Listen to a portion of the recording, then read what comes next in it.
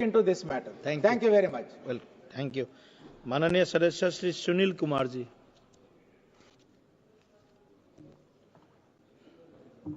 धन्यवाद सभापति महोदय। आज मैं भारत सरकार द्वारा 2025-26 के लिए पेश किए गए बजट में कृषि संबंधी अनुदानों और मांगों पर अपनी बात विचार रखने के लिए खड़ा हुआ हूं। महोदय, सभी जानते हैं कि भारत एक कृषि प्रधान देश है। माननीय वित्त मंत्री ने देश के विकास के लिए पहले इंजन के रूप में कृषि को मान्यता दी है। इस बजट में भारत सरकार ने कम उत्पादकता, कम फसलों की बुआई और कम ऋण उपलब्धता वाले देश के 100 जिलों में प्रधानमंत्री धन धान कृषि योजना शुरू करने की घोषणा की है, जिसका मैं स्वागत करता हूं। इससे उन जिलों में फसलों की उत्पादकता बढ़ने और ऋण की उपलब्धता बढ़ाने में किसानों को काफी मदद मिलेगी।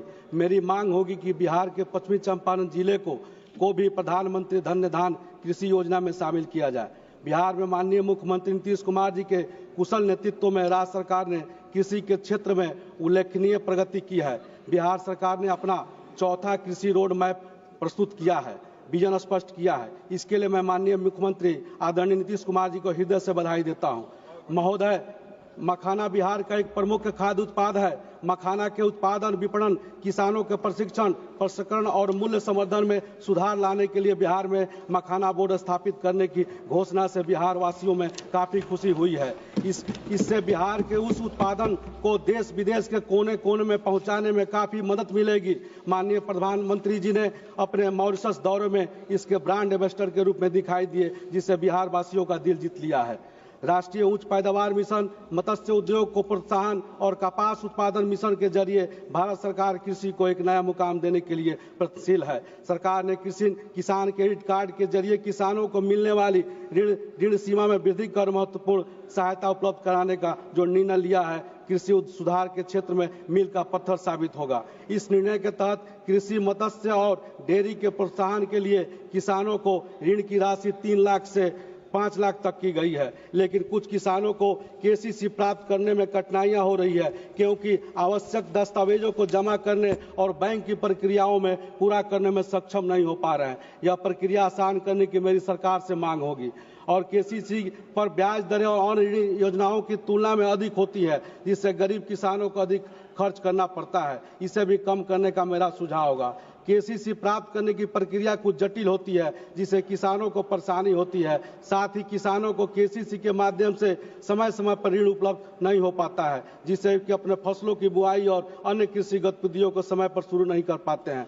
कुछ किसानों को केसीसी के बारे में प्राप्त जानकारी नहीं होती है, जिससे उनका लाभ नहीं पाते हैं। इसलिए भी व्यापक जन जागरण अभियान चलाना होगा। इन कमियों को दूर करने के लिए सरकार और वित्तीय संस्थानों और किसानों को केसीसी के जागरूक करने, ऋण प्राप्त करने की प्रक्रिया को सरल बनाने के लिए और ऋण की राशि बढ़ाने के लिए प्रयास करने चाहिए। महोदय, मेरा संसदीय क्षेत्र वाल्मीकि नगर गन्ना का प्रमुख उत्पादक क्षेत्र है, जहां 4 चीनी मिलें हैं। मेरी सरकार से मांग होगी कि मेरे संसदीय क्षेत्र बगहा में कृषि विज्ञान केंद्र और गन्ना अनुसंधान केंद्र खोलने की स्वीकृति दी जाए, ताकि इससे स्थानीय किसानों को उन्नत खेती करने में सहूलियत हो सके।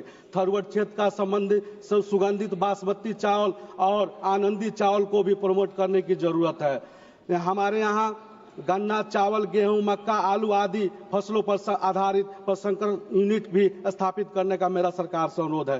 किसानों पर राष्ट्रीय आयोग 2006 ने सुझाव दिया था कि न्यूनतम समर्थन मूल्य उत्पादन की भारित लागत से कम 50 अधिक होनी चाहिए। मंत्रालय ने 2018 में उस सुझाव को मंजूर किया। सभी खरीफ और रबी फसलों को एमएसपी को भी बढ़ाया गया, ताकि उचित और लाभकारी मूल्य एफआरपी की तय करता है। मेरी मांग होगी कि फसल उत्पादन में किसानों की भारी लागत को देखते हुए समय समय पर गन्ना, धान और गेहूं की एमएसपी में उत्तरोत्तर वृद्धि होनी चाहिए।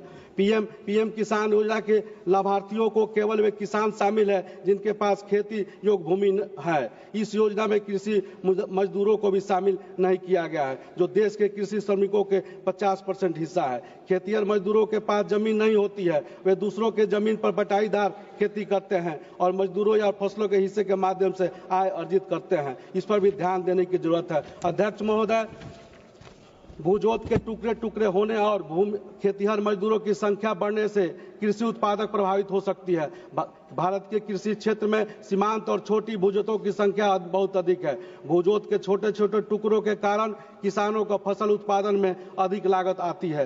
पूरे देश में चकबंदी कानून लागू कर इस समस्या से निजात पाई जा सकती है। बिहार में इसे फिर से शुरू करने की जरूरत है। बिहार सरकार ने नए प्रावधानों के साथ साथ बाजार समिति की व्यवस्था शुरू करने का विचार किया है, जो सराहनीय कदम है। बिहार में उचित बाजार नहीं होने के कारण किसानों को उपज के उचित मूल्य नहीं मिलता है, क्योंकि उन्हें विपणन और खाद्य प्रसंस्करण सुविधाओं के कमी के कारण कम कीमत पर बेचने के लिए मजबूर होना पड़ता है। अंत में अध्यक्ष महोदय, मैं संसदीय क्षेत्र में अच्छी बातें बिहार के बारे में रख रहे हैं, चुनावी वर्ष है, अच्छी बातें रख रहे हैं। हमारे संसदीय क्षेत्र के निजी चीनी मिल मालिकों को मोनोपोली के चलते लोग परेशान हैं। इनके द्वारा पर्ची वितरण में धांधली और घटतौली की शिकायतें आम रहती है। आपके माध्यम से मेरी सरकार से मांग करते हैं कि भारत सरकार के उपक्रम HPCL की एक चीनी मिल यूनिट मेरे संसदीय क्षेत्र गंडक पार धनाद क्षेत्र में लगाई जाए, ताकि यहाँ के किसानों को निजी मिल मालिकों के शोषण से बचाया जा सके। साथ ही साथ आपसे अंत में निवेदन पूर्वक